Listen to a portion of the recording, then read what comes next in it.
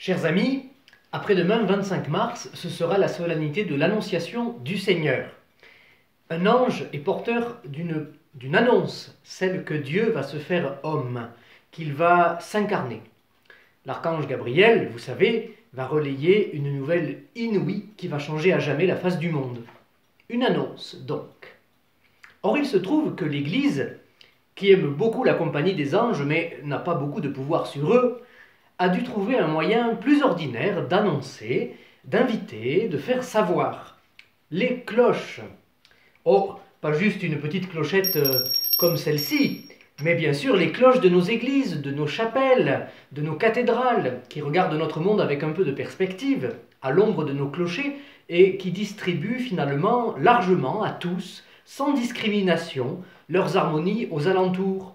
Des modestes petites cloches de chapelle de campagne jusqu'au grand bourdon Emmanuel de Notre-Dame de Paris. C'est un son familier qui nous est quasiment connaturel finalement, même si cela froisse parfois quelques grincheux quand ils emménagent à la campagne et qu'ils ne supportent pas la prière de l'Angélus. Mais la vérité, c'est plutôt que d'ordinaire, nous n'y faisons guère attention alors qu'elle s'adresse à nous. Et là, vous avez remarqué depuis quelques jours à Martigues, finalement, elles habitent d'une manière un peu nouvelle l'espace sonore qui est laissé quasiment vide. Et tout d'un coup, on y fait attention. Elles égrènent les heures dans le clocher de la Madeleine, ce temps que l'on habite si différemment depuis le début du confinement. Et puis, 3 fois par jour, il y a l'Angélus, cette sonnerie qui invite à cette prière où justement nous reprenons le récit de l'Annonciation, du premier mot latin de l'Évangile, Angelus Domini nunciavit Mariae. L'ange du Seigneur porta l'annonce à Marie. Cet Angélus, avec ses 3 fois 3 coups teintés et éventuellement la volée brève d'une cloche, invite ainsi à se souvenir 3 fois par jour de l'incarnation du Seigneur. Je vous invite à vous y unir par la prière. Et puis si vous ne le connaissez pas, promis, nous vous mettrons le texte sur le site de la paroisse. C'est une bonne occasion de l'apprendre. Et puis, il y a la sonnerie aussi des messes de semaine avec une seule cloche, ou le dimanche avec toutes les cloches, quand il y en a plusieurs, qui continuent de résonner à Martigues parce que, vous savez, elles sont automatisées, ce sont des moteurs qui les font voler, et tout cela est préprogrammé. Et puis, il y a le glas, ce tintement funèbre, lent, qui invite à prier pour les défunts. Bref, autant de manières d'annoncer, de faire savoir, d'inviter, de rassembler. Au fond, les cloches, c'est un petit peu la voix de Dieu qui s'unit aux joies et aux peines des hommes. C'est un peu la voix du bien-aimé qui convoque sa bien-aimée, l'humanité, à sa table, à son festin. D'ailleurs, le mot « église » vient d'un mot grec qui signifie justement être appelé, être convoqué.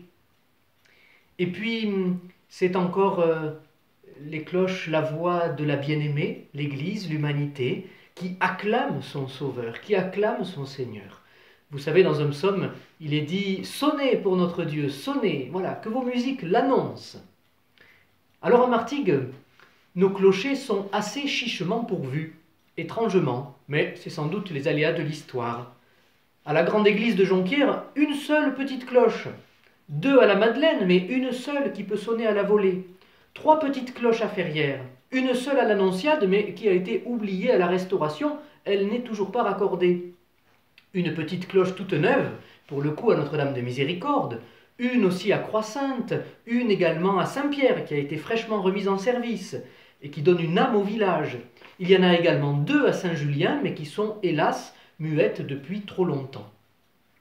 Et puis, évidemment, sans concurrencer de grands carillons, eh bien malgré tout, qu'importe, nous annonçons et nous ajoutons notre voix au concert général.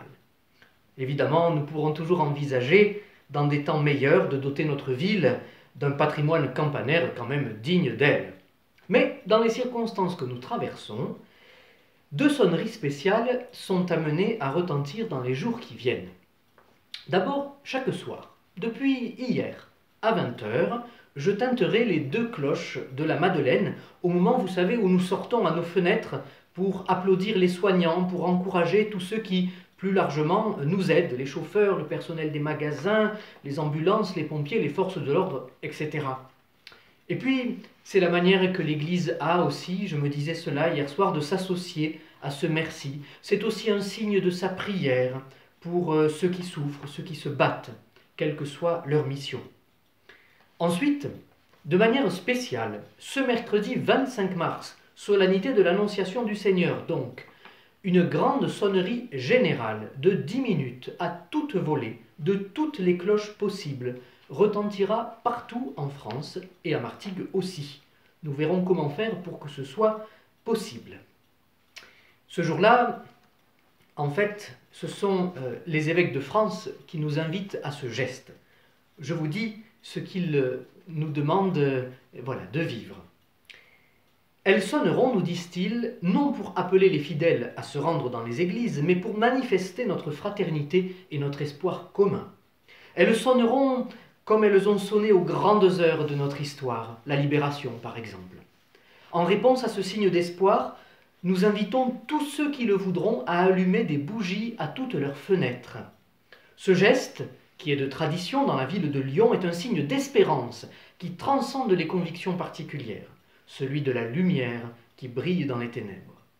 Ouvrir sa fenêtre, allumer une bougie est un geste de communion que nous voulons offrir à toute la nation pour qu'elle rende hommage aux défunts, victimes du Covid-19, et aussi à ceux qui donnent de l'espoir, soignants, autorités, mais aussi familles, amis, voisins. C'est pourquoi, concluent les évêques, nous vous demandons de relayer ce message très largement autour de vous, partout, par tous les moyens autorisés à votre disposition. Ce jour-là également, j'essaierai de vous permettre, si la technique tient le coup, de permettre de suivre la messe de l'Annonciation filmée, comme hier chez le Père Michel. Je sais que vous avez été nombreux à vous y unir. Pour terminer, je voudrais vous parler d'une troisième sonnerie. Et ça, ce sera la plus belle, celle de la fin de l'épidémie, celle de la vraie libération, c'est-à-dire celle de cette Pâque, de cette victoire du Christ ressuscité sur la mort, que probablement nous fêterons en étant paradoxalement encore un petit peu plongés dans ce long vendredi saint. Et c'est vrai que d'habitude, vous savez, le vendredi saint, jusqu'à la vigile de Pâques, les cloches se taisent tout à fait.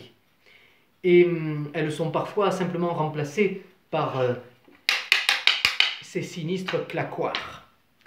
Nous ne savons pas quand aura lieu cette sonnerie-là de victoire. Mais nous sommes prêts. Et la sonnerie de mercredi soir, comme celle de chaque soir à 20h, en est déjà comme un tour d'échauffement. À bientôt.